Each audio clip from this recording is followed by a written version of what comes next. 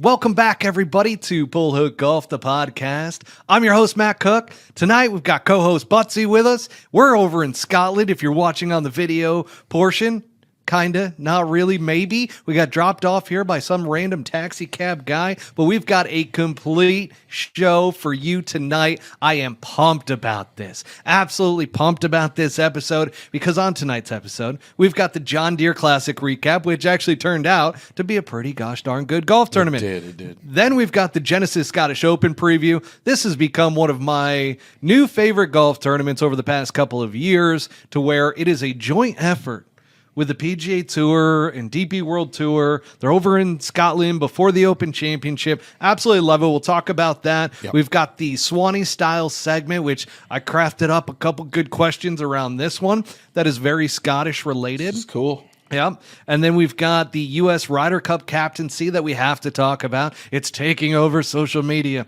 Who gives a shit? We give a shit. That's how it's going to go down tonight. And then I almost forgot. It was not in the original show notes that I crafted yesterday. All of a sudden, I was looking on today, and I'm like, hang on a second. Does LIV Golf have an event this week? Oh, they do. And sure enough, LIV Golf Andalucia preview at Valderrama. Can't wait to talk about that. I've got some questions there, and I've already got some of the whiskey burps going on, or what do you call that? Oxygen hesitations? I think you call it acid reflux Yeah, disease. probably something a little bit like that. We got Trot Golfer over on the YouTube side representing, and he said, hit that like, folks. So go ahead and hit that like. Love that out of you, Trot Golfer. Always remind me to let the audience know to like if you're watching live, like the social media stuff, because guess what? The way those social media algorithms work, if you like it, you're going to see more of it, and that's what we want. We want you to see us that much more. Also, make sure to subscribe to the podcast. We're on every podcast platform in existence, so go ahead and hit that subscribe button on YouTube, all the podcast platforms. Let's go. First off, we do want to give a thank you and a shout out to Swannies Golf. Clearly, they're right above me here, okay? That's Swannies Golf. They got the nice little Is that swan backwards logo on the screen? Or that's just for us. Okay. So everybody else is seeing it normal. We're seeing it like it is in reverse. It's mirroring our image so that it comes across correctly to all of you. Mirroring. But I am wearing the mat. Yeah. It's cool. I don't know if they named this after me or not, but I'm going with it. Wow. The MATT hoodie. This thing is sweet. I was like, you know what? Hit me up with one of those. I know it's 1,000 degrees here in Arizona, but we're taking the show over to Scotland, and let's go ahead and wear that hoodie over there. It's kind of like got this kind of West Coast Cali vibe to it. Like, I'm digging it. It's kind of like a southwestern kind of a pattern. Indian pattern. Yeah. And it's so comfy, too. It's like this fleece material that is like a micro fleece. Very, very comfortable. Very, very nice. I do not have a shirt underneath, because why would you when it is this nice? So, folks, take advantage of the promo code PullHookGolf25 at checkout at Swannies.co. Yes, folks, it is Swannies.co. And the promo code for 25% off is PullHookGolf25. Use that at checkout for 25% off your entire order. Let's move into the John Deere Classic recap. And apparently, the biggest news coming out of the John Deere Classic is Davis Thompson, because he won. Congratulations. He was on like 59 watch there for a minute. Could you even say that? Did he get to 10? By the way, there was a 59 this week. Hayden Springer shot a 59 at the John Deere. There you go. Yeah, which goes back to my original question. Around, is a 59 still a 59? Like in today's game? Yeah. Oh yeah, we did talk about that. Yeah. I think it is. I just think the talent's gotten so much better. Has the average score changed? Oh, that's a good question. We should look over the history of scores. Yeah. Because obviously guys are hitting the ball a lot further now. Technology is more advanced. Giving Dylan Vaudry a lot of screen time here. Dylan, how's it going, buddy? He said, when in Scotland, wear a hoodie, they say. Wear a fucking hoodie. Yeah, wear the hoodie, hey. Wear the hoodie. So hoodie. So I'm wearing the hoodie because it's very cold over here in Scotland. It's only about 50 degrees, but we had a beautiful day today. We did. Very windy. Yeah, it looked Can't like it was really going to see rain that. earlier, but that cloud out there Yeah. went around and little bit of sunshine coming in. Like it stormed earlier. It's going to for the most of the week, but we'll get into that as we get into the Genesis Scottish Open preview. Obviously, we're talking about the John Deere Classic with the recap here. And Davis Thompson, I mean, what the PGA Tour's social media accounts really want you to know about Davis Thompson isn't how good at golf he is, but that he can dunk a basketball. Yeah, he dunked in college, right? Something like that. Well, like is he tall? He is. He's like 6'4", I believe. Like he's a tall kid, but why? Like, is that supposed to make me feel like, oh my God, Davis Thompson has arrived? Wow, like he can dunk. How about the fact that this kid at 25 years old was the #1 amateur in the world in 2000? Let's make sure I get this correct. 2020 and 2021. Okay. Yeah. Georgia boy, went to UGA. Great golfer, clearly. But to dunk a basketball, like, I'm sorry, I get the social media side to it, but who gives a flying shit about that? that's what I'm saying. I'm just like, man, why do I give a shit that Davis Thompson can dunk a basketball? I really don't give a shit. Let's keep it in our lane of golf, okay? Quick aside, though, in the basketball world, I just saw something today for all the Wimbayana folks out there. You know, he's like 7'4", 7'5", the best in the league. There's this kid coming out that is an absolute dinosaur. And I'm sorry, I know we're talking golf here. He was 7'6" last year. He is 7'9" this year, and he is not stopping growing. And he's not like Wemby. He's thick. And I watched him dunk today. It's not a dunk. He just goes. He's going to be a beast. Anyways. You got to love that. Yeah. Little segue there. Sorry about that. And as you can tell, we're sports people. So why wouldn't we be excited about somebody dunking a basketball? But come on, man. Yeah. Come on, PGA Tour media. Does he hit the shit out of it, though?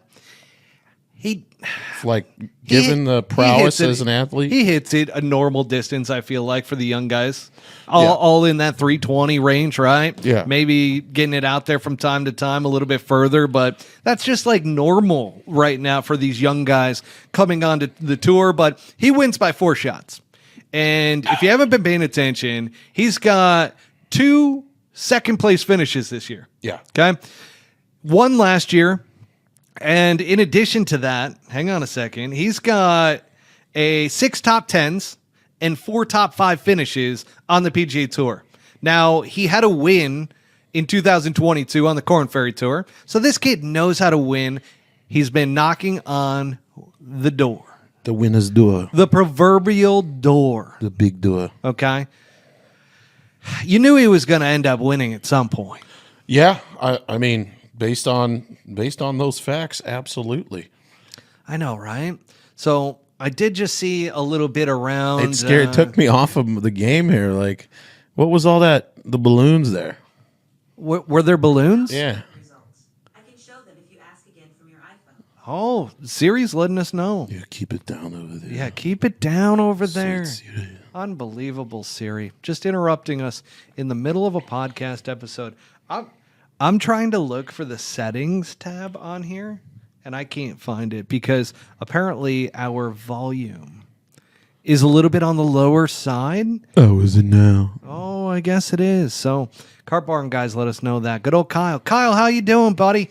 Good to see you back up and at 'em. It's funny. That's coming from the guy that's only got 1 ear, though. Oh, he's got the. He was born with with abstract tinnitus when he was in. You hate to hear it. Yeah, he can't hear shit out of his left ear. So, right, you all right? That was so fucked up. It's true. But yeah, my God. I'm sorry, guys. I lost it there for a second. The thoughts that were going through my head, none of them were appropriate, even for an unfiltered golf podcast. I'd love to know what you were thinking. That was pretty good. I almost lost it. The whiskey almost came right through my nose. So Trot Golfer says PGA Tour media has given up. I completely agree. I don't think they were ever there. I don't think, you know how it's like, act like you've been there before? They've never been there before, and they're not acting like it either. They have not evolved. Not at all, which, again, goes to my whole criticism around the PGA Tour media team, the social media squad, whole 9 yards. We are never getting invited, by the way, to anything PGA Tour related because of how much we have shit on the PGA Tour media side. But with fair, I feel like it's fair, the criticism that we have done. I mean, my God. Take a mouth breath out. Take a second. And by the way, this might be. I always leave to pee. This might be the first leave for number. There's a place I like to eat burritos at every day, and they have the best salsa of the entire world. But it fucking wrecks me, and it might just be. I mean, we do this show on Tuesday. It should come with fair warning that, like, out in Arizona, it is Taco Tuesday. It is Taco every Tuesday. It's not LeBron James Taco Tuesday, but it is Arizona Taco Tuesday. So. You know, we got that going for us, which is nice. Now, let's get into a little bit about how much Davis Thompson moved down in terms of his rankings. He's now 22nd on the FedEx Cup rankings. Now, all of a sudden, he is in the midst of potentially a FedEx Cup playoff run. Woo! Wow. Unbelievable. Let's see what Truck Golfer has to say. Go ahead. You can knock this one out. Oh, you just took a sip. You can do an entire show just shitting on the tour's tweets. Yeah, 100%. I don't know. I'm not trying to be sexist or anything, but I feel like it might be a chick that runs the platforms. It's nerds. Like I'm being honest with that. Same thing. Yeah. Well, same but different. I feel like. Car Park Guy Scott says gas station tacos. I feel like that was the burp I just smelled out of Buttsy. It was not good, but it was juicy because it still has like that little hint of wiener machine. You know, the little rollers. Dylan Vaudry says the post and info is bland. That's what I'm talking about. Like, I'm glad that you guys see it too, and that it's not just us. Because we talk about it throughout the week. We're just like, dude, are you looking at this? Like, this is brutal. God, if they didn't have Tiger to post a hole out of, I mean, there's nothing. No, and then they have to go back to vintage Tiger over and over and over again every time they get to a venue that Tiger has a good shot at. It's like, it's just repeating over and over and over. But one of the cool things about the PGA Tour right now, let's go over the leaderboard rundown for the John Deere Classic, and tied for second.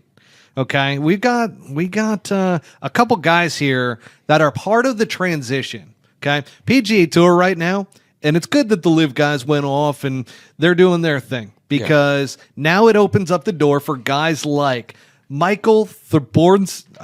Thorpe Johnson. Oh no! Oh, did I turn it off again? Oh, that was amazing. Hang on, folks. We're going up. But Buttsy, we have a safety, and we have to add this for moments like that for Buttsy. So the safety basically shuts off the mics if it gets too loud so that the audio doesn't get clipped for the podcast. So sure enough, we hit that safety with that one. But no, I'm good. Michael Thorpe Jornsen. I feel like I didn't hear his name enough on the broadcast to be able to repeat it. I apologize. I'm going to get this down. I'm terrible with names. Throb Johnson. Love that. That should be his name. He should change it legally. But he finishes at 24 under par. Now, keep in mind, this is the kid that got into the PGA Tour through the PGA Tour U, the university. Okay. He's 22 years old out of Stanford. Okay. He was the first place participant. What is the PGA Tour University? So it takes the top college athletes in golf. Not athletes. Duh, fucking idiot. So it takes the top players in collegiate golf and gives them entry. So the top guy gets pretty much a PGA Tour card. Then everybody else gets like exempt status. And then a select group ends up getting Korn Ferry Tour status. So that's how, for instance, Neil Shipley was able to play in a few events. I'm surprised there's not like some 48-year-old red shirts out there that just didn't want to finish the bookwork and aren't just flying back to college to see if they can get through that way. Oh, my God. J.R. Smith, baby. J.R. Smith, former basketball player. We're on a basketball kick tonight. Yeah. But then there's Luke Clanton, who's still an amateur. He's 20 years old, FSU. He finished second. This is his second straight top 20 in a PGA Tour event in 2 events. Baller. Luke Clanton is going to be a force to be reckoned with. And then you got CT Pan, who you told me a nice little story. You threw some money on him I bet on heading Peter into the last day. Does Peter Pan ever become real? Yeah, I mean, CT Pan is right there, dude. I put $20 on him Sunday morning. We went out to the golf course. I was like, he's 3 or 4 back. This other guy, what's his name? Thompson? Davis Thompson. Yeah, Davis Thompson. Sorry. Pure Georgia boy. And I'm thinking, okay, like he's not going to stick it out. Maybe he'll shoot one over today and CT will catch up. And by the time we got to about our 6th hole, I went ahead and looked on the phone and saw that he was like 5 under through 6. And pretty much gave up all hope at that point. Yeah, so. Davis Thompson ran away with it. He just never looked back. He played really, really well. He even had a few errant drives down the he stretch. gave back a couple, but like not. Not enough. Not enough to make it interesting. The viewership, by the way, of the John Deere Classic did really well, which surprised a lot of people. They're like, wait a second, this was a runaway by Davis Thompson, blah, blah, blah. And that's one thing that I want to get back to. I just noticed Joseph Michael on Twitter, he said the television ratings for the PGA were monsters here for the TPC Deere Run because of your podcast. Oh, Mike. Joseph Michael. Been saying it. Absolutely love that for us. And thank you, by the way, for the comment there. I missed that one earlier, but we got a lot of stuff going on here in studio. We're in the Pole Hook Golf Studios in Scotland. Brian Velasquez. Hey, fellas. Hey, Brian. How are you? Hey, bro. Hi, Brian. Hey, bro. Brian. He's like Jude Law walking around out there. We got Kyle from Car Barn Guys out of Here that we one. go.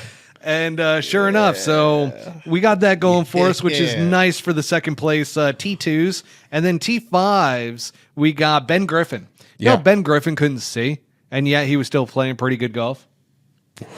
He can't? He had floaters everywhere. You know what floaters are? Yeah, where you see those little microbes flying around. Exactly, little spermies all over the place. So he had that problem with his eyes. He had laser surgery, just like the week prior, just to like make sure that his retina doesn't detach from his eyeball, and goes out there and shoots 23 under. He's after a field that player, clearly. surgery. So yeah, guy. I mean, he could go blind, still going to shoot 23 under. Big time field player. Yeah. Now, if you're blind, is it like what was his name? Casey Martin? Or Oh no, he had a leg issue. but Out of Oregon, he was the Oregon coach. Another aside here: if you could fucking stripe it blind with somebody aiming you, you think they'd ever make that okay? You can't do that, right? You have to be able to do it yourself. Yeah. Yeah, I can't just go out and caddy and point you. No, that's tough. Yeah, be like it goes just right, and then shift you over. Okay. I mean, you could feel the wind probably. Yeah. But that's about it. Mm-hmm. You got to listen for the birds.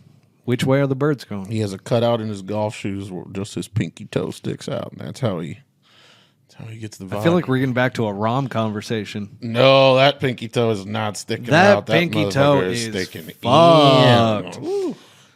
All right, and then we have Carson Young, who wins the mustache of the week. Yeah. You see his mustache? That was a good mustache. Yeah, like a barber's mustache. Yeah, I do like that. Yeah.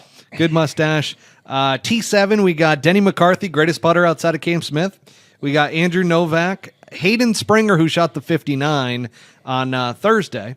Eric Cole, rookie of the year last year, has not broken through for a win yet. And then my guy, 2 gloves, Aaron Rye. He was right there, played in the final group with Davis Thompson, and proceeded to shit himself. But at least he's got 2 gloves. Yeah. So that's nice. Got 2 gloves. You want to get into something weird? All right.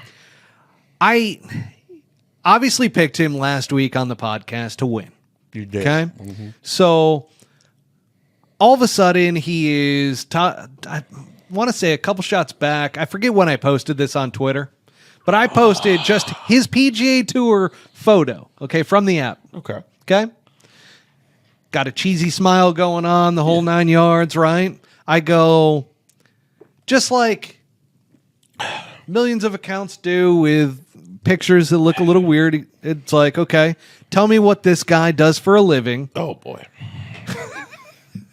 Wrong answers only. Yeah.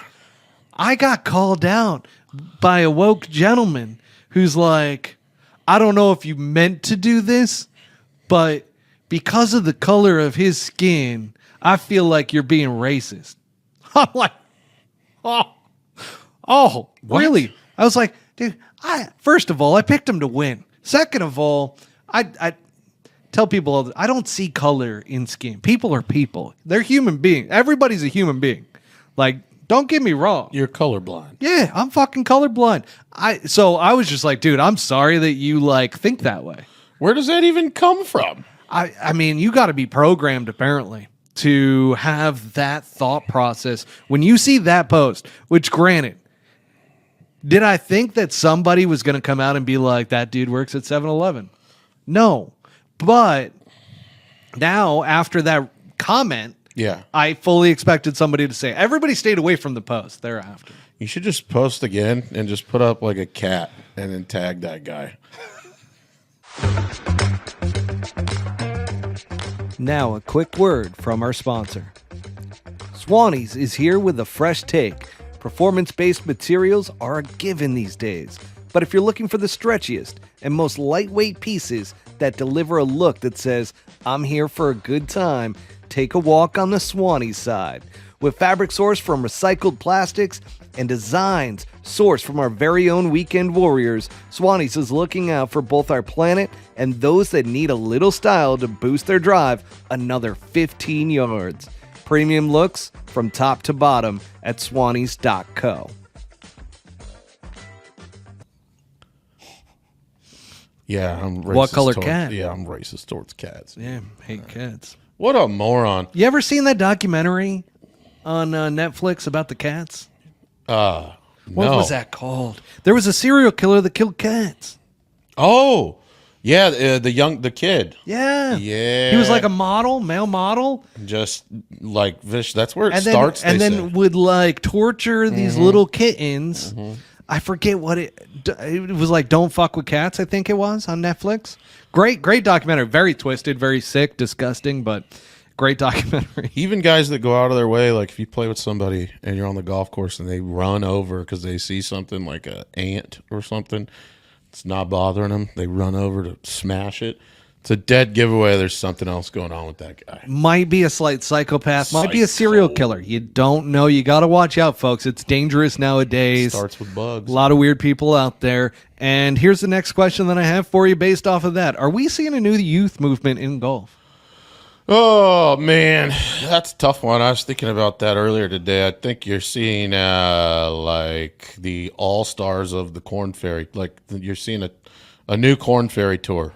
Like the top end of the Corn Ferry Tour, and that's now the PGA Tour. Interesting take. I don't know. So we're seeing the new Corn Ferry Tour. I'm on the limb of saying that these young guys, now that they're getting some experience, because in order to play your best golf, you got to be comfortable. Yeah. Right? When you come out on the PGA Tour in your very first year and so forth, there is an uncomfortable sense of a new level that you've just achieved that you need to figure out. Yeah. And I feel like guys don't come right onto the PGA Tour and just absolutely kill it.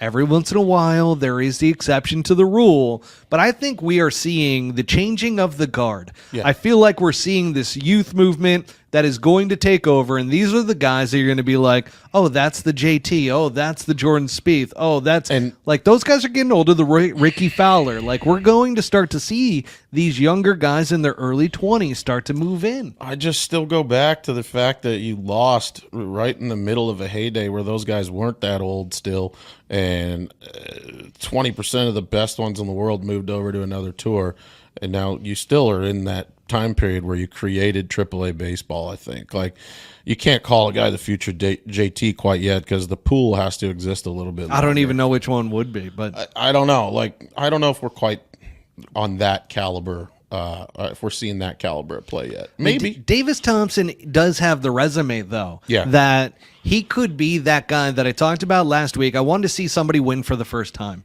Yeah. That could potentially be a breakthrough. Remember, Twitter was like, I'd rather see somebody win for the first time and be a breakthrough player that all of a sudden starts winning a lot versus somebody who's been there, done that, 10 years as a bigger name. They have a great junior career, college career, whatever, and then they show up and continue, what they've been doing for years in every other top level of golf. I mean, he's a little bit older. because he's 25 years old. He's been on tour for 2 years, was on the Corn Ferry Tour for a year, clearly went to college for 4 years. Yeah. I don't know. Yeah. That's a tough one, man.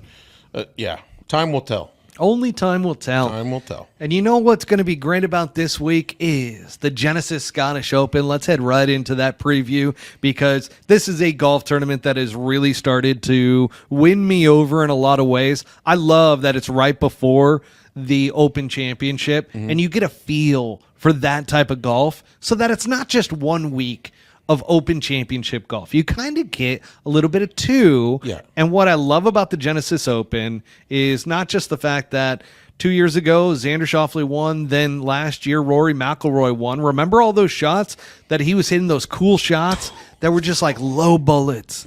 And he hit like the best 4-iron of his life. Like Into 18, right? absolutely fantastic stuff out of those guys, and I absolutely love it. But I will say that this is a Tom Doak design over at the Renaissance Club, which is right behind us. We believe because some Scottish cab driver took us here and said, Renaissance Club.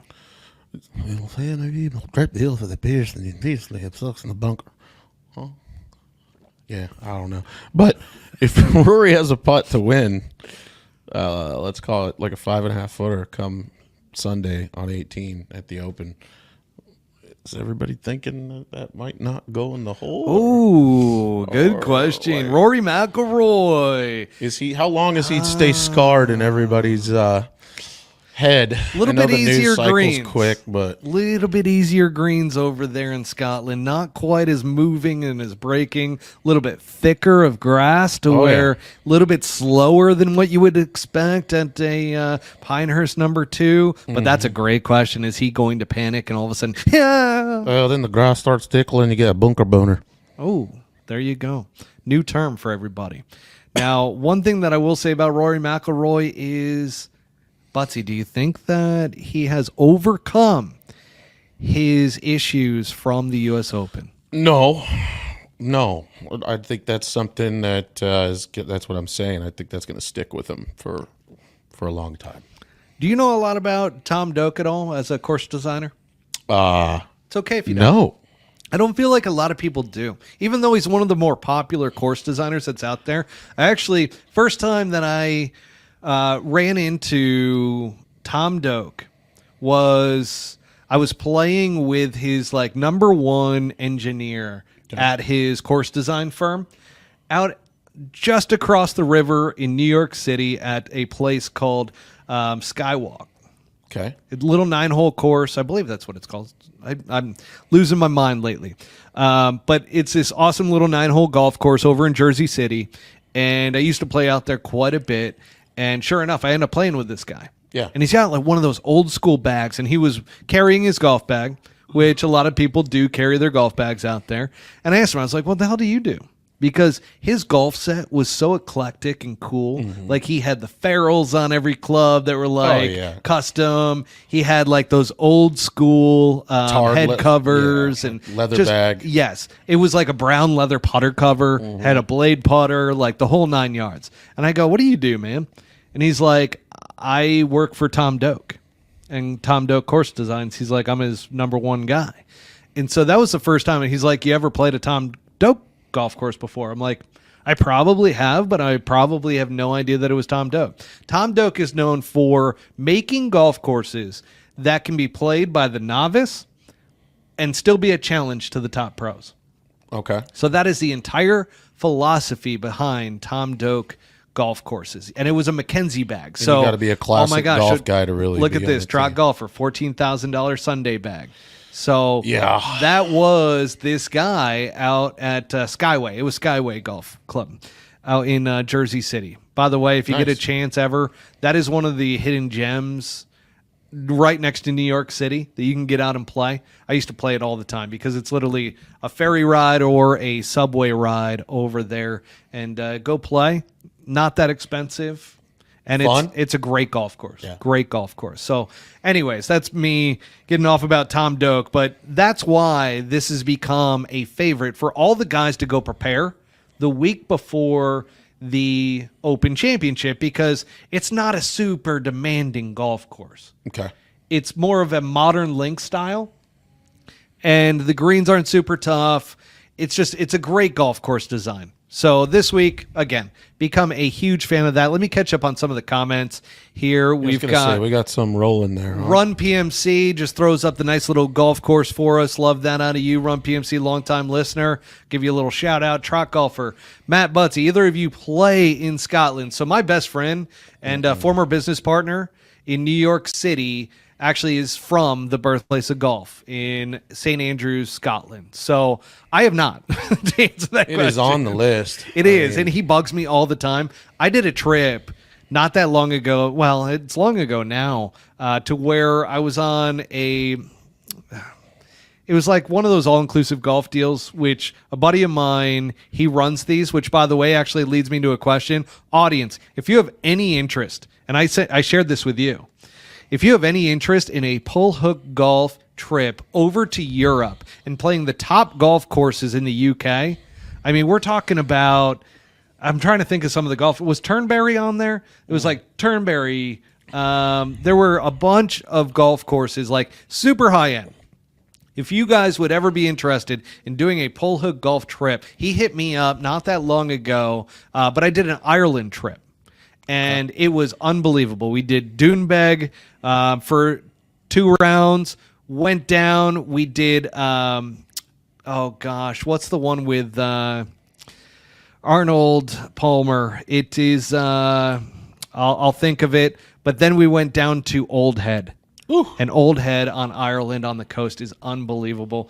But my buddy keeps telling me, you got to go to Scotland. But anyways, if anybody's interested in going on a pull hook golf trip in the fall over to Europe, let us know. Yeah, 2025. We make it happen. Oh, he's talking about this year. Oh. He wants to put together a pull hook trip this year. Is he paying for it? Well, you and I might be going for free, but that's where everybody else is going to be able to come aboard and hang out with us, play in a full-on Ryder Cup style event. With some money involved, I know they do, because I didn't play that great in the second day in the final round at Old Head, because me and my caddy at Old Head, we became close buddies, and sure enough, he started buying me. I was going to say, did you guys hit a pub? We not only hit a pub, but we went downtown, and he actually ended up buying me any whiskey I wanted. Oh, boy. And I'm like, dude, how can you afford this? He goes, don't worry, I got it all. And he literally knew all the bartenders, and they didn't charge him. But then I saw his brother the next day. Yeah. And his brother goes, Matt, what did you do to my brother? And I go, what do you mean? He's like, he's not showing up today. I was like, he's not going to caddy for me? I was like, who's going to caddy for me? Yeah. I was like, he read every pot of mine. He was brilliant. He goes, he got too fucked up. I literally left the house this morning trying to wake him up, and he would not wake up. So that was that in Ireland. So I drank a poor Irish caddy under the table on that one. What a story, though. Unbelievable. It's probably supposed to be the other way around. You would think, right? You would think. I think he thought he was going to do that, and it did not work out in his favor. He found out that this young lad here can put away a bit of whiskey. He likes the whisk. Love little whisk. Now, as we get back to the Genesis Scottish Open after that huge detour, weather is going to be a little bit of a factor. So while it cleared up for us back here, which is great for us. Yeah, it looks nice. Thursday is going to be okay. However, we are going to run into some weather conditions. And those weather conditions are going to be Friday through Sunday. We're going to see some rain. We're going to see... when they say 10 miles an hour wind over in Scotland, I feel like at times it's going to be 50. Yeah. So there's going to be some wind involved. It's going to be a little shitty. Little field analysis here. Scotty Scheffler, Patrick Cantlay, not playing this week. Taking the week off. What do you call them? Wussies. Yeah. You got to play the week before. Get ready. So, but otherwise, it's a very strong field. We've got a good betting preview for you, which, believe it or not, Rory McIlroy is the top dog in terms of the betting favorites. Really? Shocking to me. Plus 800, Rory McIlroy. Worse odds. That's interesting. Guess who's next? Xander Schauffele, plus 900. Here, why don't you read these off? I'm going to get a nice little swig of this whiskey. Go ahead, dude. Schauffele, plus 9. Ludwig Heiberg, plus 1,600. Morikawa, plus 1,600. The Fleetwood himself. Ooh, I like that bet. Oh, Fleetwood. I like the I do too, Fleetwood bet. actually. He plays well over there. Hovland, plus 2,200. Kim, plus 25. Minwoo Ree, plus 2,800. Let him Fitzpatrick, plus 35. Hideki Matsuyama, Oh, plus 3,500. Robert McIntyre. oh, Another Scottish lad. Yeah, I like that too. Hang on a sec. Oh my god. Trot Golfer, by the way, as you said that, said bet on Bob. Bet on I Bob. don't know if I even touched the last four. Wyndham Clark plus 4,500, JT plus 45, Sung Jae plus 45, and Aaron Ra, your best friend, plus 4,500. Well, who are you going with, Maddie? I really like the Fleetwood pick. I do too. You can't pick the same one as me though, and I already said it. So Okay, let me Can't let me, triple let me stamp look and at the double stamp. fucking list. go on now. All right, so I'm gonna go Colin Morikawa. Okay. I've been a big Colin Morikawa guy, and here's the reason why I like him over there, because Colin Morikawa can flight his irons very, very well. He's obviously the most accurate iron player amongst the majority of the guys out there. When his 6-iron is as accurate as most PGA Tour guys' pitching wedges, right? But he's got a lot of control over the ball flight. The thing that I like about Colin, he doesn't have to putt lights out. Okay? All right there. I'm like you over here. You've been wearing off on Hey, me. bourbon? Jesus. It's nice to get it out. you know? So, I don't Colin hang on to that. Morikawa, I like him because he doesn't have to drop a million putts. Okay, he can rely on his iron game. The greens are going to be a little bit easier, a little bit slower over there. I like Colin Morikawa. So there's our picks. What about Fleetwood? Why? What would you say his weakness is? Playing in America. Okay, so then this is great. This is perfect. Yeah. No, I love Fleetwood in any international events. Okay. Absolutely love Fleetwood. Now, he's got the same issue he's got with playing in the United States. He's got a mental block or a mental hurdle that he cannot get over to where he plays really well in major championships. He plays well. He just can't get over the hump and actually win. So, Open Championship-wise, we'll have a complete show around that next week. But Tommy Fleetwood, I don't mind him this week because the pressure is not on this week. It's on next week. Yeah. So Tommy Fleetwood does have a pretty good chance. And again, another guy that loves to flight the ball, loves to have that little sawed-off shotgun finish. Love that. Works with Butch Harmon. Butch Harmon still is miffed that this kid does not win way more often. And Trot Golfer did mention that it's called the Westwood Syndrome. It absolutely is. You're spot on with that, which, by the way, Trot Golfer, I was asked by an audience member. I received a DM from one of our longtime listeners. He goes, hey, the Trot Golfer that you mentioned on the podcast, is that the guy that constantly is calling Bernard Longer a cheater? And I was like, I don't know. I need to ask. Yeah. I was like, I'll ask it on the next episode because I bet Trot Golfer is going to be on it. I just need to ask him. So, Trot Golfer, I ask you, are you the Twitter account that constantly is calling Bernard Longer a cheater? By the way, I believe that this is all about the long putter and that you believe that he ain't. Oh, yeah, Trot Golfer said it is him.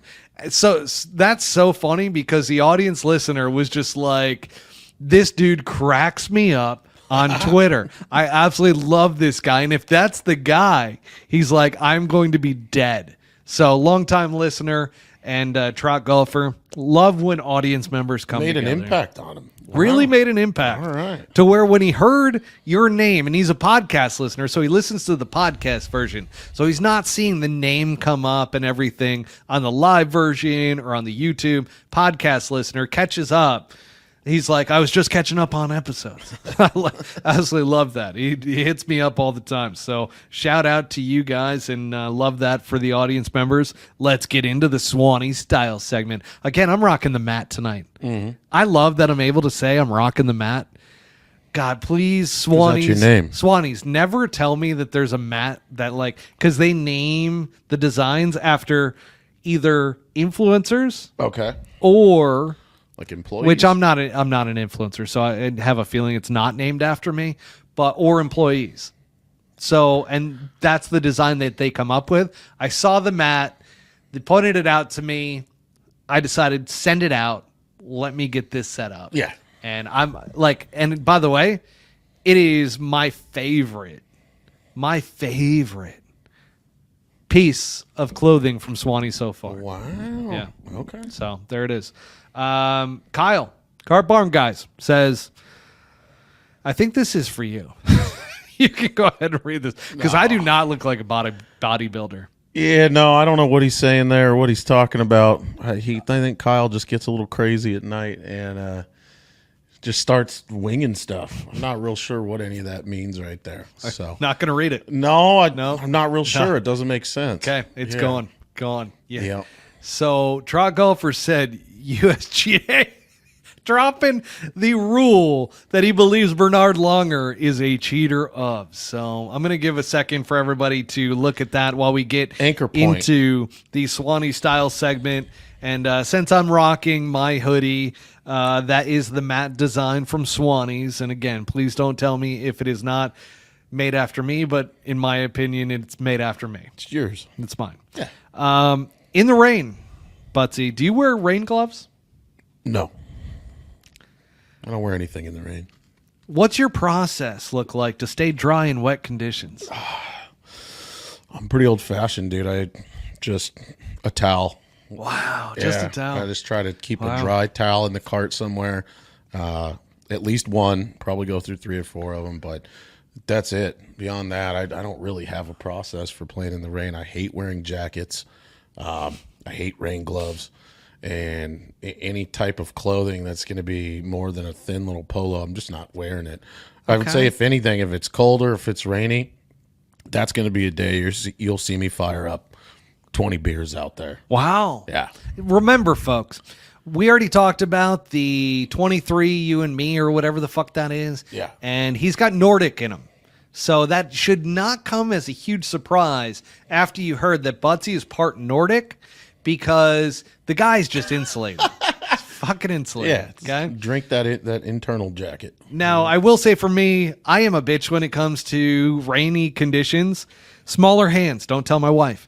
That being said, with the smaller hands, I got to throw in some rain gloves. I'm constantly if I have a caddy, Yeah. all my normal gloves, I've got like 20 of them that are hanging from the umbrella. Drying them. Just drying them because I don't love playing with rain gloves. You use an umbrella? Oh, 100. Oh, that's so bad. Rain suit? Do you ever wear a rain suit? You don't look like a guy that wears a rain suit. I'll wear the pants. Okay. I will throw on the big, stupid snowboard-looking pants. That's about it. What about in really cold conditions? Again, it's just more beer and. You ever rock one of those winter hats? No. Wow. Yeah. Swannies has some great ones. That's why I bring it can't up. play golf with a beanie on. I can't do anything where it covers my ears. We We're- talked about this last week. Yeah, you Even did, even with the sun hat. Yeah. Anything that's going to reflect audio or cause a muffling of the sound of the golf ball. This weekend, even we're so up at Shap Pines. Yeah. Part Is of it the cold range- up there? No, God, no. What I'm saying is the part of the range is covered, and the sound while you're hitting the golf ball is different under the cover. And it's out of the sun, which is great, but I hit about 3 shots. I was like, I'm out of here. I'm going to go hit balls in the sun. Wow. This sounds like shit. Okay. Yeah, just an elite ball striker thing, I think that's it. And here's the thing. I got to tell you guys, I played enough golf with Buttsy now to where he's got hands as soft as a baby's rear end. Unbelievable. Made out of feathers. They really are. The guy's got a short game like you would not believe. It's weird. Yeah. Yeah, 'cause you're supposed to have to I feel like practice you would that. look at me and be like, that dude's got a really good short game. No. You do? Chipping. Not your strong suit, you don't think? No, I'm almost like Johnson Wagner, a little yippy. I think what's crazy is when you look at you don't realize that you hit it like 340. That is yeah. like, You're spot on with what? that. Nobody looks at me and goes, Did you that dude pounds the pull golf ball." that, dude. You're 40. Like, what the hell is going on? I've always been long. Always. Don't It's tell your weird. wife. Yeah. Well, she knows. She knows. She knows. Had to take her out to the golf course. Before we got married, had to show her a few things. Hey, man. 18th hole, you know. If you weren't sure about me, this is That's it. anyway. Yeah, there you go. You got that going. Now, Ryder Cup captaincy. Let's move on from the Swanee style segment, which is always a fan favorite. But the Ryder Cup captaincy, how do you feel about reports that not only claim now, but I saw today that Tiger's actually released a statement around this, that he turned down the captaincy for the 2025 Ryder Cup team? That makes sense because golf is shit right now. I wouldn't want that to be the year that I'm captaining anything either. You If I know, was the best in the world or best of all time. and he did say that it's particularly next year because of all of his responsibilities, all of the time that he has, that he's dealing with all this other stuff that he's a part of with the PGA Tour, that he doesn't feel he could give it enough time. But in my opinion, That's bullshit. you're dealing with a bunch of New Yorkers and Boston guys in the Northeast that are going out to Long Island, going to Bethpage Black, and you better fucking believe that if you fail at the Ryder Cup, Yeah. you are fucked because you are going to get destroyed because New Yorkers, we do not do well with losers. And especially, well, Boston's pretty used to it, but I'll leave that on another side. They love that. Which is why, by the way, Keegan Bradley has been selected. Perfect. So Boston guy is going to be in Long Island. But I feel like Tiger is better set up for an international Ryder Cup. That way there's a fall guy, which you think is... that's what it is? No, I don't. What I mean, I don't. I'm just fucking stirring the pot. Oh, okay. I think it's because he doesn't want to admit that you got LIV Tour, and this is not going to be the year that he's capable of Picking them. fielding the best possible team that he's able to field. So you know what's great about Keegan Bradley getting absolutely screwed over for a Ryder Cup spot last year? What's that? Gets selected, and he comes out and says, I am picking the best golfers that are American, whether they're on LIV Golf or whether they're on the PGA Tour. Did he came say out that? Came out and said that today. Oh, okay. How you feel about that? Well, I love that. I think that's the right way because that takes the politics out of all the bullshit that's going on. The Ryder Cup is not supposed to be based on anything other than that. So Did you see Bryson's comments about the selection of Keegan Bradley? And I don't know the timing of this, the timeline, whether Bryson's comments came before Keegan Bradley doing that little media day, but Bryson was very positive on Keegan Bradley. Was like, this is a great selection. He understands the Ryder Cup. He understands the young guys. And Bryson even came out and said, he goes, I don't care who's on the team or where they're coming from, but I feel like Keegan Bradley is the right guy to make those selections. is he going to play? Bryson? No, Keegan. So this is the cool thing about Keegan Bradley's selection, right? He's still playing at a very high level. And I mentioned this on Twitter. Bradley, he's going to be 39 at the time the next year's Ryder Cup comes around. He will be the youngest Ryder Cup captain since 34-year-old Arnold Palmer, On a P. who also, by the way, was a playing captain At 34. at 34. Wow. So do you think there's a chance that Keegan Bradley at 39 years old is going to be a playing captain, just like Arnold Palmer? Yeah. Yeah. If he feels, again, based on those comments, if he feels like he's a valuable asset, for sure. How baller would it be if you're like, and my final selection of the captain's picks is me. Fucking me. Who would he pick on LIV that would just blow people's minds? Dustin Johnson. Yeah. Because Dustin Johnson has an incredible Ryder Cup track record. Go look it up. The dude, before the whole LIV Golf thing and everything, Yeah. was undefeated in his last Ryder Cup. Dustin Johnson, because he doesn't have the nerves. Yeah. I hit the ball, Bob. I hit the ball. I go find the ball. I hit it again, Bob. Bob, don't worry. Bobby Brown used to tell me, he'd go, I knew when I fucked up on a number because DJ would hit it 20 yards past and DJ never hits it 20 yards past. And he'd be like, oh, shit. He'd be like, Dustin, this is on me, man. He's like, I fucked up the number. He goes, no worries, Bob. I'll go hit it again. It's like, dude, how good is that? This guy should just like own a hay farm or something. Dude. Yeah, he might. I mean, Probably does. How do you deal with Pauline Gretzky? Just be numb. Yeah. Yeah, there you go. Not saying that's a bad thing. Who was the Euro captain? That's Luke Donald again. I wish it was Miguel Angel. Oh, Jimenez. Yeah, after their little interaction, their little interlude. Remember that? With Pepsi. I bet you $1 million that he will be an assistant captain. He'll be around. Hell yeah, he will. Oh, that's Keegan going to be gets in a good. fight That's with going to Miguel. be good. Rips Guys, that. do you remember when Keegan Bradley got into it with Miguel Angel Jimenez? I did a whole voiceover of that interaction. I'll have to show it to you. It's pretty good. I would love to see it. Something about cutting the dirty rat off of his head. Would love to see it. It's a good one. But he's the youngest Ryder Cup captain since 1963. Dang. Love that. Here we go. Trot Golfer says, bring Pepsi back. Pips. How's How's Pepsi doing? I don't know what that reference is. The caddy. Who? Keegan's caddy. Wore a Pepsi hat? No, his nickname was Pepsi. Was it? I think so, yeah. Oh, and wow. he's the one that got into You it guys are with Miguel Angel. And they, correct. And then Keegan got into it. Yeah, and he's because like, you protect get the your fuck caddy. out of here. Yeah. Like, yeah, go get your fucking shot. Like, well, yeah, it was good. Yeah, love that. Okay. So going from the Ryder Cup into our final segment of the evening, outside of if you guys want to fucking start talking some shit, we're into that for our audience. Let's get into LIV Golf Andalucia, which I did not realize was happening this week until I started writing out more of the show notes, and I'm like, wait a second. July 12th. I know I mentioned July 12th in a previous podcast. Why did I mention July? LIV Golf Andalucia. Andalucia. I don't know why I haven't been seeing a lot of LIV Golf social media stuff lately. Not sure. Yeah, that's interesting. Right? Isn't it? It's less. It's a lot less. Is it less, or are you just seeing less of it? I might just be seeing less over it.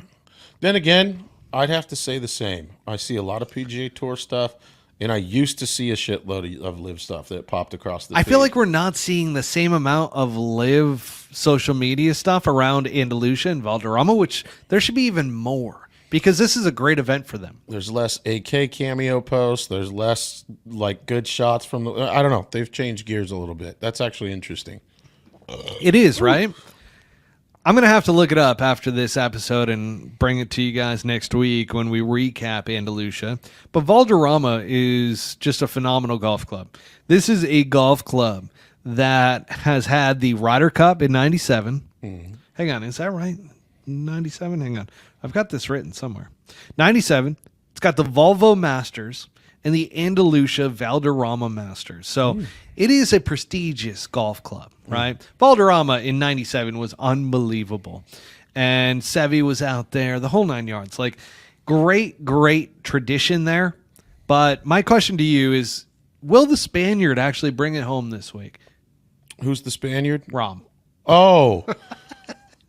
Well, he actually hasn't been playing that bad, right? I think we looked into that statistic. I'm telling you right now, I thought he's had a really tough time on LIV Golf. We've talked about his tough time on LIV Golf and how he hasn't broken through for a win yet and all this and that. It's funny we say that because John Rahm has finished in the top 10 in every single LIV Golf event so far. He's done all right. He's done okay. Guys like, well, there's nobody else in the field. He's actually currently second in the current individual player standings, only behind Joaquin Niemann, who came out firing. And remember, Joaquin Niemann going into the Masters, hottest golfer in the world. Yeah, well, yeah, a great pick. Great pick for the Masters. I think Rahm, it just depends on that weird little wizard toe, dude. Like, I think the toe is a thing now. This is the year of Rahm's toe. I'm going to tell you right now. Yeah. Went in, saw my guy. By the way, the haircut, Edgar, killed it. Yeah. Absolutely killed it. I got the mullet's still there, but he showed me a picture of John Rahm that he just did. He goes, "You want the hard V?" And I'm like, "What do you mean by the hard V?" He goes, "Let me show you." Gets into John Rahm's pictures of his haircut, most recent one, before he went over to Valderrama. Guess what? John Rahm has a hard V in the back of his head. It is coming in hard from both sides. Like and little giants. I mean, it is aggressive. I'm like, I don't want it that aggressive. Like Rick Vaughn style. Like Rick Vaughn. He's coming in. But he's going over to Spain. He's going to Valderrama. He's going back home. He is the guy. He's summoning his savviness to him. And do you think he's going to win? That's highly possible. I got a feeling It's like a chance to kind of that say, this is him. this hey, week. I'm still here. Yeah. Yeah. I feel like after Pinky Toe Gate, he Toegate. Yeah. We saw that on I think it's Pinky Gate. the Toe Rogan podcast. Which Anti-Liv, welcome in Anti-Liv on Twitter. Said top 10 against 6 legit players for John Rahm. Which, by the way, we're not arguing with that fact because we literally we're sitting here weeks prior going, John Rahm's had a tough year. And I think there's a few more than 6, but yeah. Yeah. I see where you're coming from. Yeah. Granted, you can't take it dead serious, right? I think a lot of these live accounts that have been like brought up to just hate the PGA Tour Yeah. and don't know anything about golf, they'll take a comment like that and just run wild. They lose their goddamn mind. What do you mean 6? There's dear Here's Lord. the stats of these guys. There's at least 12 players. And then what he There's did. at least What did 12. you say? 12 players. Mm-hmm. Fine, cool. That's cool. Hey, good for you. Bring back Justin Leonard. Ah, Justin Leonard. Great swing. Great Ryder Cup. Terrible swing, actually. Didn't he make Looked very forceful in like the a fall through. 100-footer? What was that? He did. Remember when 2000 they or were something. wearing the pictures? Great. on God, the those polo? shirts are so Oh, fire. I want one so Yeah, bad. those shirts are Want one fire. so bad. Truck Golfer says Sergio Garcia is going to be tough this week. Yeah, shit. You forget about Sergio because of all the Rahm talk, but yeah, you're spot on with that one. Truck Golfer, thank God we have you because otherwise I don't know what I would do without you. God, I want an autographed Rahm pinky toenail. Yeah. I think he needs the comeback tour. Yeah. This week at Valderrama. I really do. So, anyways, he's second currently in the season standings, which is fantastic for Rahm. He's followed by none other than Terrell Hatton, his own teammate, Sorry. which is great. A little weird text there. That's fine. Is Bryson's game built for international golf? That's my next question. I went hard transition. Hang on. Let's take a moment. I'm going to take a sip of this, and I'll get back to that A little question. swag there. Okay. Has he proven it to be so? Moving into the conversation around Bryson DeChambeau, right? He was the guy for the U.S. Open. Obviously wins the U.S. Open. All the media's around him, everything. Then they go to, where did they go after? Nashville. They went to Nashville and didn't win. All of a sudden, you don't see a goddamn thing outside of Bryson creating his own social media stuff to maintain a little virality around the president. Yep, hosting And the former presidential president. golf match. So with that, Bryson DeChambeau now gets thrusted back in the limelight. And here's the thing. Heading into not only Valderrama, which is a great golf track, this is going to be a good live golf event, in my opinion. It was good last year. It's going to be good this year. But Bryson, he's got one international win, which was, Oh, boy. God damn. Don't let it fly on here, dude. No, never. It'll never fly. Now, Bryson's got one international win. UAE, United Arab Emirates, in Dubai. That golf course is an American golf It's like course. winning the Phoenix Open. It really is. Yeah. Yeah, there's no international to it whatsoever. So every single one of his other victories has happened in the States. Why is that? His game is built for the States. Like he can't flight the golf ball. He's one-dimensional with how his ball flies. Is that part of it? He is bomb the ball as far as you can go Uh-huh. and then hit it high into the greens Uh-huh. and then try to make a putt. Yeah. That's American golf, right? You can't do that internationally.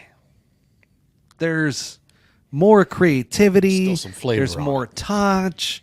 There's more shot shapes you need to be able to hit. You can't just rip draws. Yeah. So, There you go. but is that a knock on Bryson DeChambeau's game, or is that just that he is an expert at playing American golf and one style of golf? I think he plays he's an expert at what he cares about the most, Which is America. Yeah.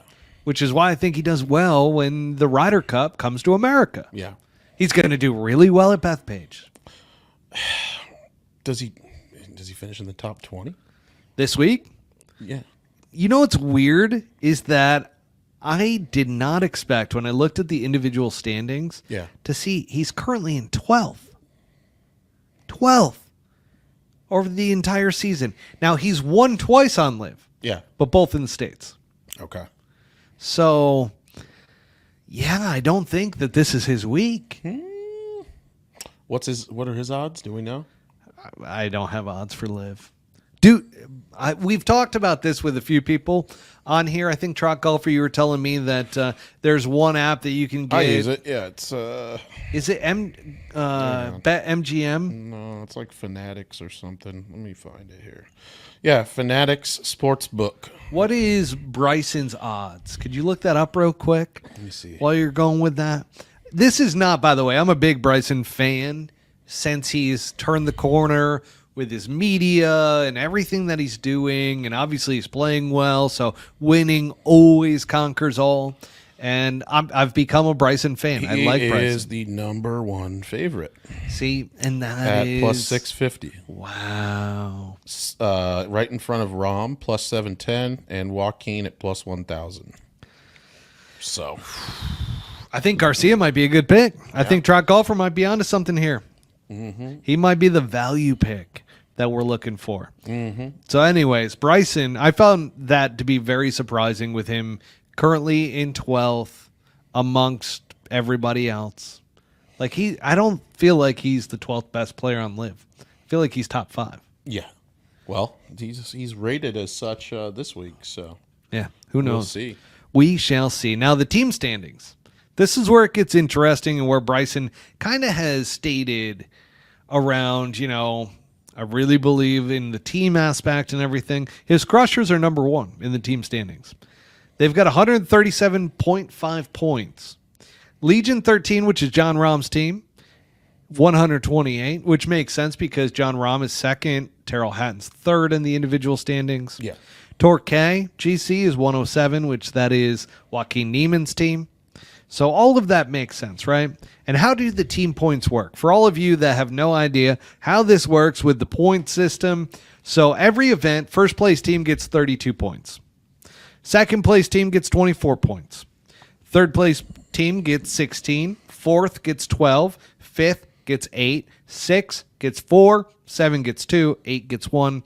Everybody beyond 8th place gets 0. Pow. Okay, pow, pow. It's 22. Pew, pew, pew. We looked this up, by the way. Look up? Not that I'm saying you and I looked it up, but I was with some friends, and I got into this whole conversation about a 22. Can a 22 actually kill you? Yeah. No. Wrong. Look Yes, it up. Look it up on Google. Killed plenty of people. Look it up on Google. It will not break through if you if somebody shoots you in the head. Won't break through your skull. False.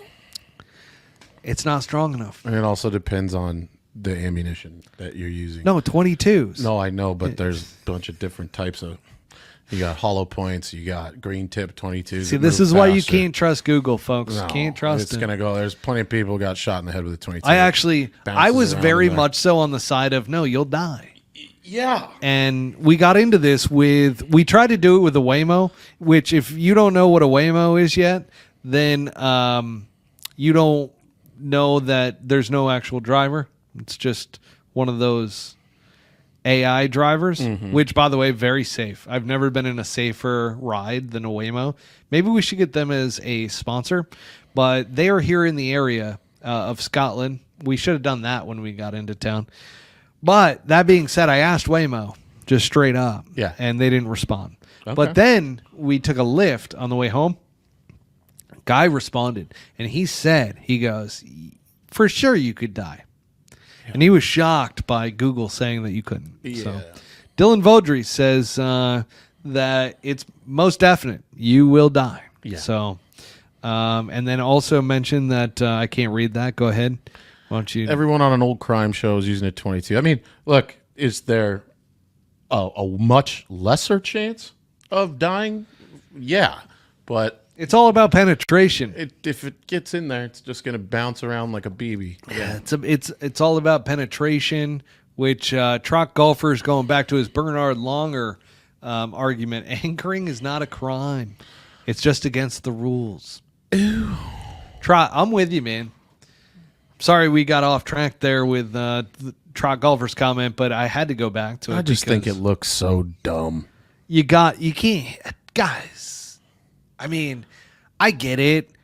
Bernard Longer had the yips for a long time. Yeah. Will Zalatoris, yips. And then he started cheating, and, I mean, cheaters cheat. yeah. So, Let me use this gangly looking thing that doesn't look like any other golf club in my bag. God, should we have a segment after Live Golf to Yeah. where we talk? Okay, Yes. we're gonna get into that in a second because I know you got to piss in a moment. No, I'm just. Oh, you're good.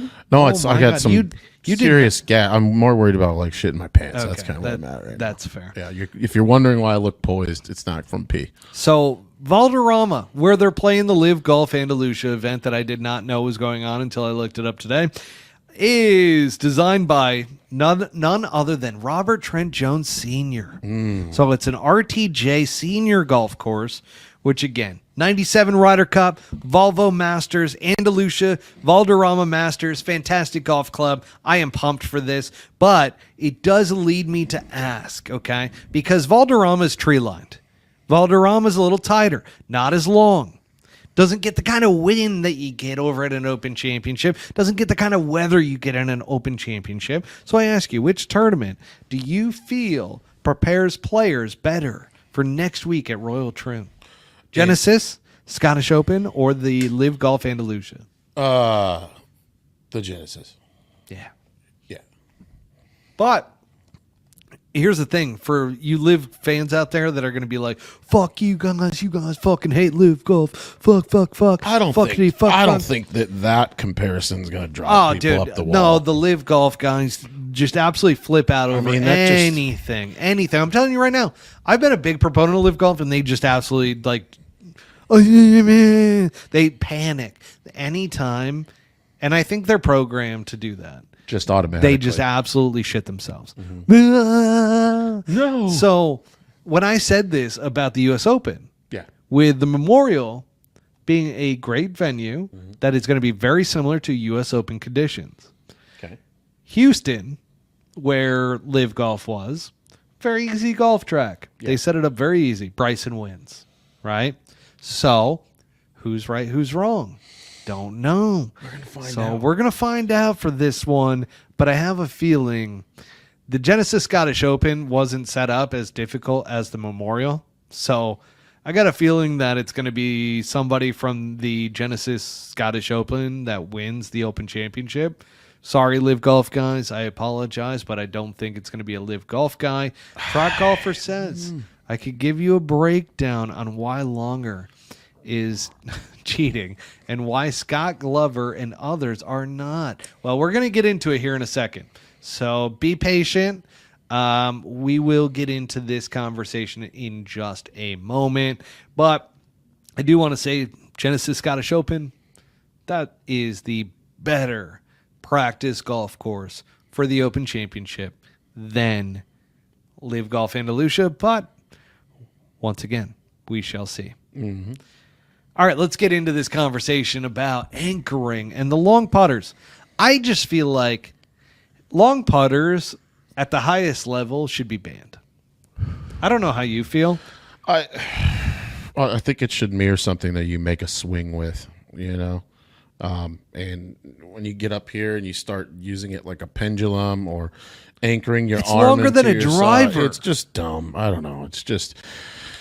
It takes away from the skill of basically what's hitting a golf shot with a flat blade. You know what I mean? Like, I don't know. You're hitting a golf shot. You're not.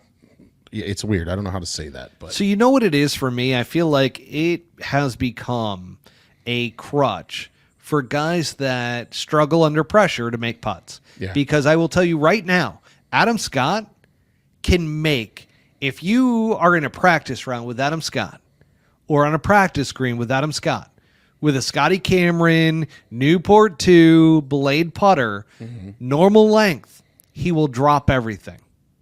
You get him under pressure, and all of a sudden, on a PGA Tour event and so forth, he's going to struggle, and that long putter is the crutch that allows him to still be able to putt under pressure.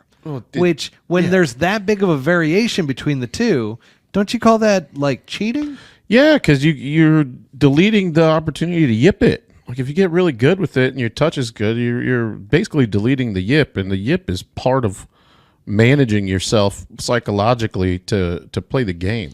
I've always been a big proponent of playing with a normal size putter. Yeah. I don't like the long putters. Never used one, ever. And I'm against it. Like, maybe call me old-fashioned, but I just don't like the long putter in golf because I feel like it is such a crutch. It's a different putting stroke completely. It is just straight pendulum back and through. Yeah. And you can't fuck it up. No, I mean, there is a skill that you have to achieve with it to roll it good, especially when you get out. Yeah, to you got to 20, get your 30 measurements. feet. It becomes a math Exactly. equation. Somebody here? I think somebody's here. Pizza? That's great news. Ooh. I wonder if if somebody has ordered food for us. What about even with the lab putter that you and I love so much? That's like cheating. That's in its own, like that. That's like a short putter that deletes the yip. But with the long putter, what about shots that you can hit with like a Scotty blade where it's up against the collar or it's up against the rough? And we you were can, talking about this. Yeah, like you can angle it down, you can de-loft it, you can almost dig down with it, like not take a divot, but you know what I mean? Like you can hit a little shot with it. I don't think you can do that with the long putter, can you? No. And you and I were also talking about this with the lab putter. Yeah. That the DF3, Yeah. there's some like crafty putts and shots that like you can't necessarily make with that. It's just, you can make putts, like you can make the putt, but you can't do it in a fashion that, like, it's not as freestyle as a blade. Exactly. Yeah. And so for me, I love my DF3. That is as close to cheating as I will ever get. Just more putts have gone in the hole for me than ever before. And especially not practicing putting a lot. 10 feet in is just definitely a game changer with that putter. I don't know what this means. Anti-Liv says, new rule in Live Golf. Hands need to touch to putt. Oh, you mean like this?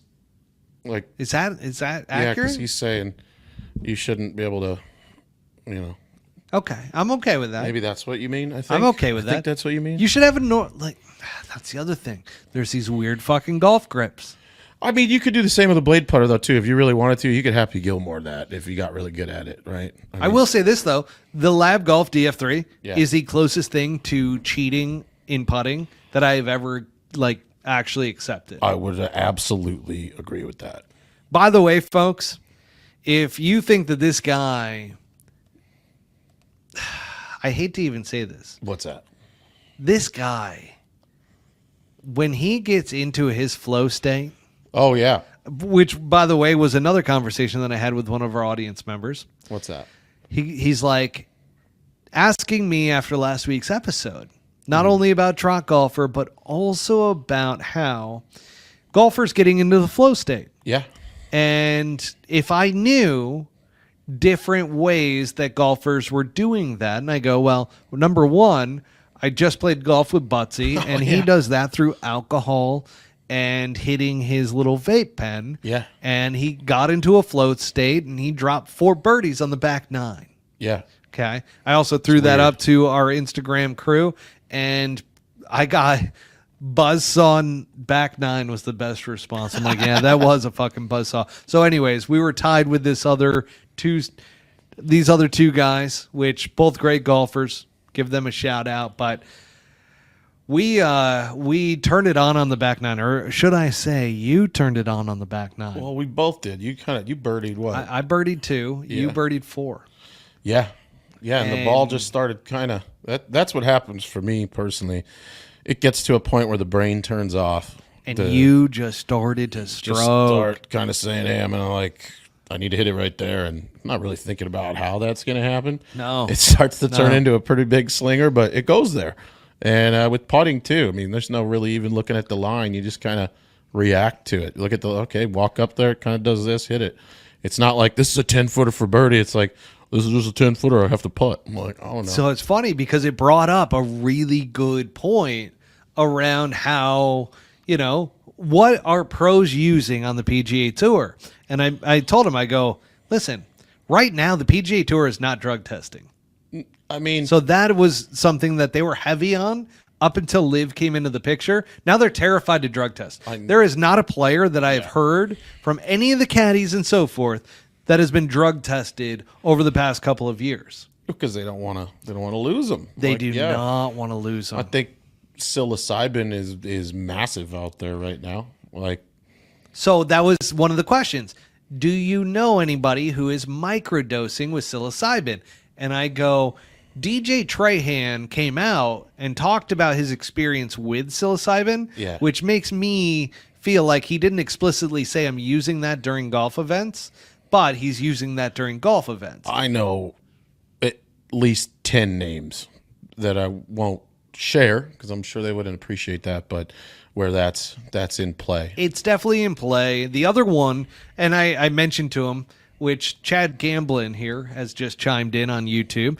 Butsy's a heavy flow guy. You know who this Chad Gamblin guy is? Yeah, that's Chad. He owns Stick It Golf. You know Chad. Oh, yeah. Love Chad. That's Bad Chad G. Yeah, love Chad G. Yeah. Bad Chad G.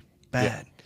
Now, the other thing that guys are using, which was big for a little while, which your Canada Dips, I'm going to give them a little shout out. I'm going to give them some love. Who knows? Maybe they're going to become a sponsor. Maybe I'm going to start doing some Canada Dips every single episode. It's possible. That being said, CBD was really, really fucking big That was for a little thing. bit. Phil was popping them. Everybody was popping them. People don't realize when Tiger Woods 2019 Masters victory, he's not chewing gum. No, he is, but it's CBD gum.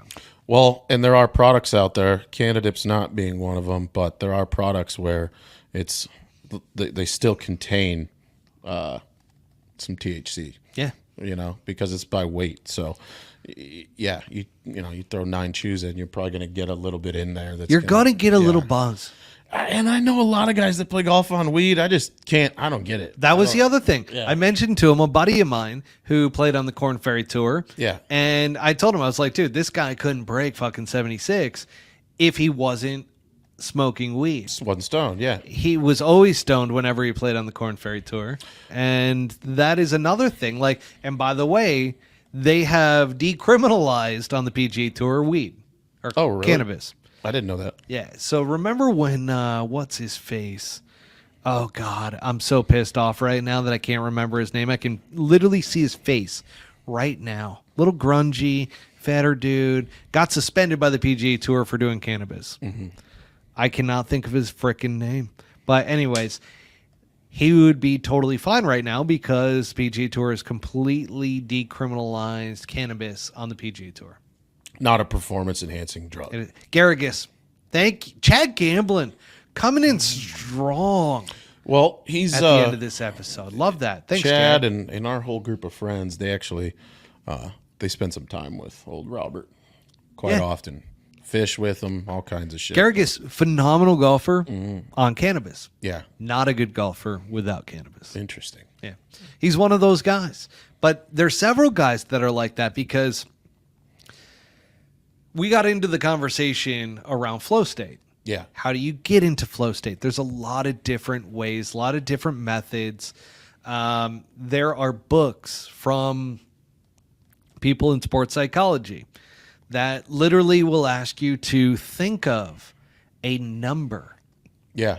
And have it fade into the backdrop to where all of a sudden the number is so distant, and then you swing the golf club.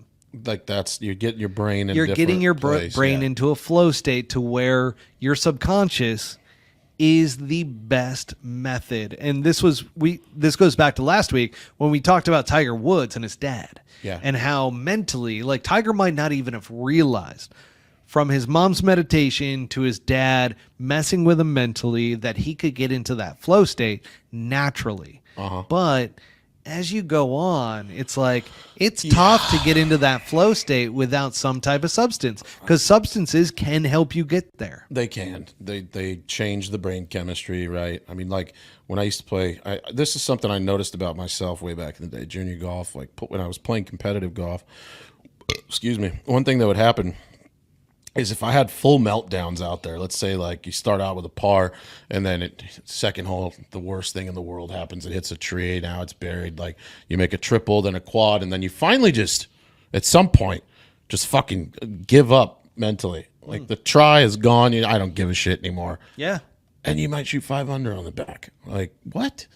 Because you stop thinking about Where it. was the struggle that I just experienced? And now it's no longer even because I don't care anymore.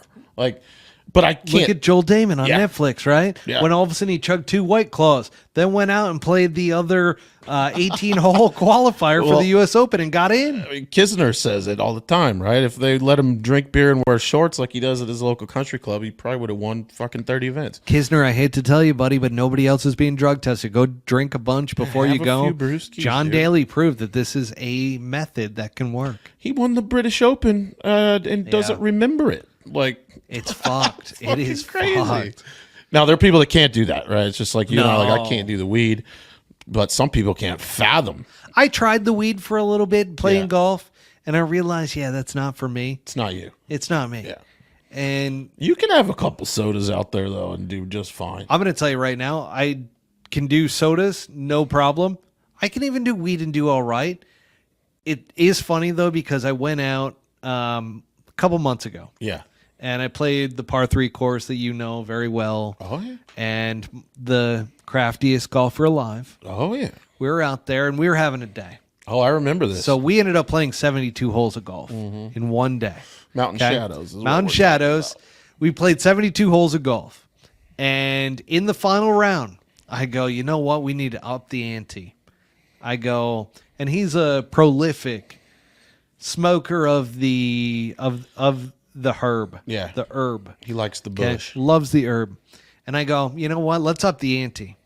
And we gamble. We gamble the entire time. Yeah, you have to. So I'm like, you know what? I haven't smoked in probably a year. Hit me up, bro. Yeah.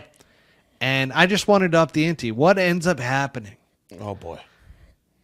You made a lot of birdies. A hole in to this new state, or this new mental state. I chip in. Yeah.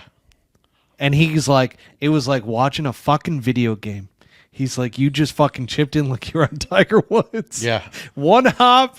And this is the 4th hole to where it's that triple tier. And it's the toughest hole in the golf course. It was on the right-hand side, and it's on the top. So I had to pitch it into the hill, took one hop, hit, and in. Yep. And it just dropped in. And he goes, that is the highest shot I have ever seen in my life. And I'm just sitting there, and all of a sudden we check, because I'm wearing my Apple Watch. Yeah. And my heart rate was up to like 178. Oh, boy. And I go, this is what guys deal with. Yeah. Coming down the stretch of a final round at a PGA Tour event. Yeah. Because you might have just made birdie. Yeah. But your heart rate is going fucking through the roof. It's why they don't do the whoop thing anymore. Oh. Remember when the guys were like, hit up on the whoop thing, and then all of a sudden they like stop showing it? Oh, dude. And JT would be like coming down the stretch, and they just aren't showing the whoop numbers anymore. No. Well, and that's what's so impressive about guys that can keep the hammer down on Sunday. Oh. Right? Like they get to 6, they get to 6 under and they don't succumb. They keep going lower. Like that's one of the hardest things even as like a recreational golfer. Okay, you got it to 3 or 4 under. And then usually you start trying to protect whatever that is and a bunch of bad shots start happening. It's wild. What does it say? Not only is all this work on the golf course, it works in life. Well, no shit. Yeah. Yeah, it's that's what you're doing when you play golf, right? It's literally It's a game of life. it's a microcosm of life You just got to get the ball For a in the hole. day. You got to get it in the hole. with a weird ass stick that you have to use to move this thing around. It's actually what you just described is a male running through life. Yeah. You're got this weird stick that's attached to you, and you're just trying to put it in the hole. Not only does it work in golf. It works in life. Yeah. It's a fucking microcosm. Oh, yeah. Yeah. Wild. Really wild. And that's where we're going to end it tonight, guys. We took you down a goddamn rabbit hole of just getting into the flow state. It's good. I mean, it's a real thing, and I think it doesn't get talked about enough. And everybody has their way. Oh, and I was going to say from the audience member, I don't know if he wanted to be mentioned or not. I'm not going to mention him until he tells me because these were private DMs. Sure. The whole conversation over getting into a flow state started because he goes, I had a bunch of buddies on a golf trip that all of a sudden were like, hey, we're going to do some shrooms. Okay. And he goes, these motherfuckers shot 8 shots better than their handicaps. Yeah. Shroomed up. Yeah. That's where the conversation started. And then he asked, well, how many people are doing this on tour? Most people are, how do I say it, trying to play golf too well. Like they're trying too hard, and it's as easy as it is hard, right? Like once you get to a point where I love that you said that. It's like throwing a baseball. I say this all the time. Chuck Knobloch. Once you get to a point where you can play catch with somebody, all right, and all right, I'm gonna run over here, throw it, and you get to the point you're not thinking about, all right, how am I gonna possibly get this ball to leave my hand and hit this guy in the chest running across the outfield here, but you just do it. And if you can get to that point when you're playing golf where that kind of control starts happening, it's like a loss of control where you pick up control. It's crazy. Point and shoot. It is crazy because your natural ability in your subconscious does better, which is why I'd say It to knows everybody, what to do. That's why I talk about mental performance so much on this podcast, because if you want to get better at golf, look at your mental state heading into a golf round, working with a sports performance like psychologist, anybody who is working in the mental performance realm. Yeah. And they're going to be your quickest way to getting better. It's not actually, I hate to say this because I've had numerous golf instructors on here, but I'm going to say it, that they're going to help you more than a golf instructor will, because your natural ability is actually going to do better if you get the fuck out of the way mentally. Correct. That's why they say 90% is in between the ears. Guess why? That has been a quote for ages. Because it's true. It's absolutely true. It also goes to the standpoint as to why players don't come out normally onto the PGA Tour and play extremely well, because they're not comfortable. Think about being comfortable. If you are comfortable, like if you were to throw a ball between you and me, and all of a sudden I'm like, hey, throw me the ball. You're going to throw me the ball to my hand. Right. You're not going to be freaking out about the mechanics. How that's going to happen. How do I need to do this? I'm going to say, I got to get the arm. Look at race car drivers. You know, you wonder, how the hell does this guy drive an F1 car and perfectly hit corners at 250 miles an hour? And it's like, he's just feeling it. Just feeling it. Like some of the best golfers I've ever played with are like some of the dumbest people I know. And like, it's crazy. We talked about one tonight. Good old Dustin Johnson. And I'm not calling him No, dumb, not stupid, but like the mentality of him on a golf course. Oh, Bob, I'll go hit it again. Yeah. Simple. Just go hit it. AK at his heyday, back when AK was the man. I mean, they used to interview him. I remember this when I was a kid. They'd interview him on the range and like, so like when you hit that little hold-off cut, what are you thinking about? He was like, I just think about doing it. Just hit it. I just think that that's what I'm going to do. Yeah. You know, I'd look at the target and I'm like, hey, I need to hit it there. Do. That's what I'm going to do. And Dustin Johnson does, like, it's funny because him and his brother, like, he'll look at a target now. Yeah. Because he's so advanced to where he'll just hit it to the target. Yeah. He doesn't even need it. His brother has said, I don't actually need a distance for him. Uh-huh. He'll just hit a club that he's like, oh, that looks like. And Ryan Palmer used to do that. Mm-hmm. Remember Ryan? I mean, shit. Oh, yeah. That dude was just a natural ability. But that's where, if you get really good with the mental state, you can get out of your own way. Right. And that's the important part of all of this. Is we're going to leave you with this tonight, is that, guys, get the fuck out of your own way. However you need to do that, do it. And because... yeah, do what's natural to you, too. Like, I've fought a hook my whole life. I want to see it cut. I think it looks sexier. It's pretty. But even though hooking a fucking pitching wedge into a front left flag is probably not on paper the way to do it, when I just don't care, and it's amazing how that ball goes near the hole. Like Yeah. more often than not, it's like, and I fight it still to this day. Talk So, about natural ability. This cab driver brought us to the most beautiful spot of this golf course. We don't know if this is the Renaissance Club or not. Yeah. He told us it is. Right. But this sun has not set at all throughout this entire episode. We're in a I feel special like place. we are in the Twilight Zone, which is great for us. pretty cool. Love it. I like the show tonight. I do too. Yeah, I like that. Fantastic. Very relatable stuff there. You know, you hate to see anything otherwise. Opened up the passion. You got to be authentic about it. Yeah. I believe Anti-Live actually reposted our show tonight and said, if you don't want the bullshit Yeah. of these podcasts and these shows, these golf shows, and I don't know exactly, I'm paraphrasing here, but he said, basically, if you want a real authentic golf show, watch this. Best golf podcast in the world. And I happen to agree. That's huge, And dude. Dylan Vaudry said, great show as always. Appreciate that out of you. But again, just like this cab driver that dropped us off here in eternity Yeah. at this golf club in Scotland that he claims is the Renaissance Club. Just do what's natural to you on the golf course. You're going to have better results. If you need to, get to a mental coach or start doing some drugs or alcohol. Yeah, don't drink too much out No, there. don't I've do- also don't do found that. myself on the other side of that fence. Yeah, too, especially so. when it's hot out, you can die. Yeah. I got sun poisoning once, Not playing good. 36 holes puke? and only drinking beer. No, never puked, but all of a sudden afterwards, and it was like 110 degrees out, Yeah. played 36 holes, only drank booze, got back, and this was in my mid-20s. Yeah. I would go from chills to extreme heat, back and forth. It took me almost 2 days. Yeah, to it's a real thing, dude. get back to it. Trot Golfer leaves us with that. Oh, he's doing a little pitch I here. have Langer t-shirts. He's got Langer t-shirts. Stop on by. I want one. So if you can give me an extra large in that, would be great. You got to hang them in the shop on a rod that's so tall that nobody can actually get them down. Trot, I swear to God, I'm going to come out and see you, buddy. I apologize that I haven't been out there yet on the west side. It's just I've been a busy guy lately. Haven't had much time. I played one round. Yeah. Oh, God, I don't want to get into it.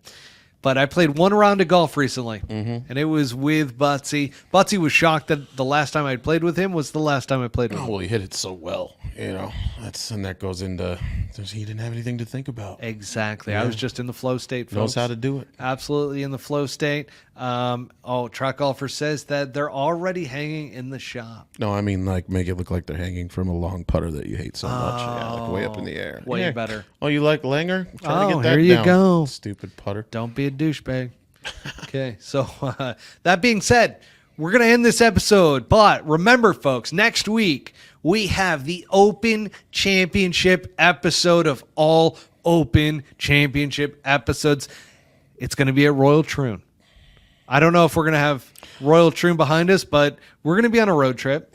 So We might do that one somewhere. we might do that one somewhere. Yeah. We might be at Royal Troon. You don't know quite yet, but I'm telling you, it's going to be one hell of a fucking episode. So make sure to tune in next week. Also need to thank our sponsors, Swannies Golf. Swannies, thank you. The matte hoodie is absolutely fucking incredible. I love it. But folks, if you want to get 25% off your entire order at swannies.co. Yes, folks, the website is swannies.co. Get 25% off your entire order by utilizing the promo code PullHookGolf25 at checkout for 25% off your entire order. And this is us signing off for the evening. We hope you loved the episode. We brought the heat. We'll see you again next week. Good stuff, dude. Very nice. Bye, everybody. Bye-bye.